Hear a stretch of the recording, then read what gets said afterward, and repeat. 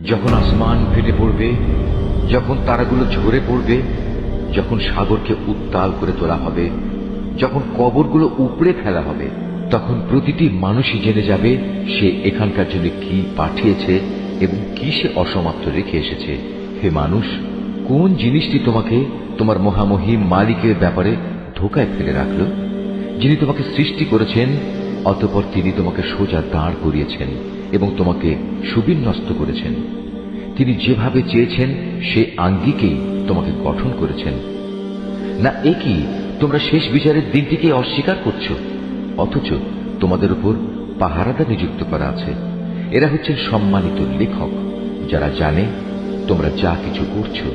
নিঃসন্দেহে নেক লোকেরা সেদিন আল্লাহর অসীম নিয়ামতে পরমানন্দে থাকবে, আর পাপী তাপীরা অবশ্যই থাকবে জাহান্নামে।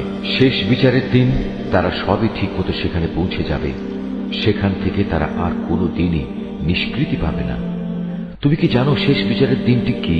হ্যাঁ, সত্যি, যদি তোমরা সে দিনটির কথা জানতে, যেদিন কোনো মানুষই একজন আরেকজনের কাজে আসবে না, আর ফয়সালা সব ক্ষমতা থাকবে একমাত্র আল্লাহ তাআলার হাতে।